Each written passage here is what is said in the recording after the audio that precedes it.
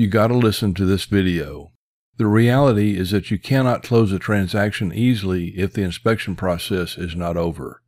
And, mark my words, it is not over until the buyer makes a final walkthrough inspection. This video reviews and reminds you of some essential aspects concerning the final walkthrough inspection from the perspective of inspecting houses for almost 30 years. First, every buyer should make a final walkthrough inspection of the house to make sure it is substantially in the same condition that they expected it to be in when they signed the purchase agreement.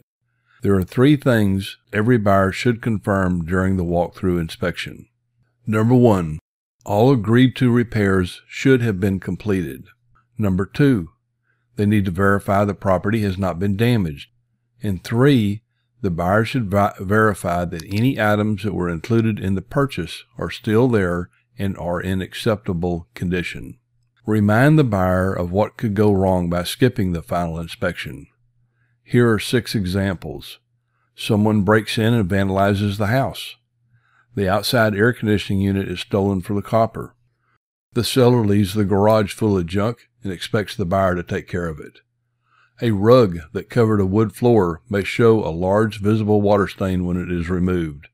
Remember, the home inspector does not move furnishings, so a water-stained wood floor underneath a rug or carpet is not likely to be reported. The seller decides to remove the window treatments, even though the contract states explicitly that they are to stay. After the seller moves out, but before you close, the water heater in the attic springs a leak and floods the ceiling below.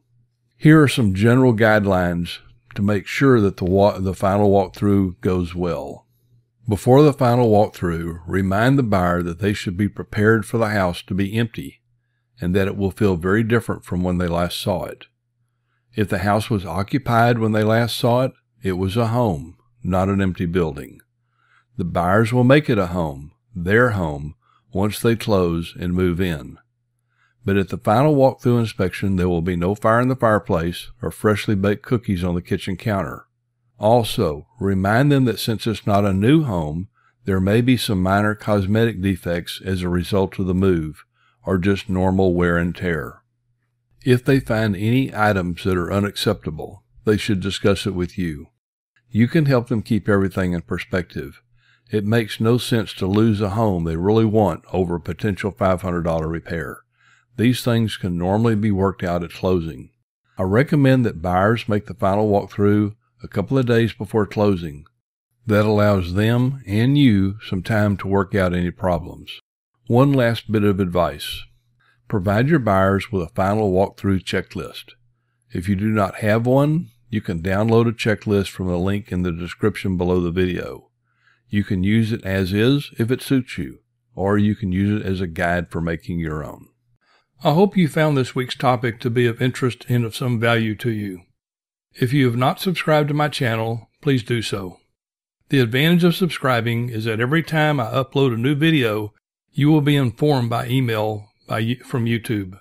If you know of any other real estate agents who could benefit from my YouTube channel, please send them a link. In the meantime, I hope you have a profitable week, and I'll try to have a new video out next week.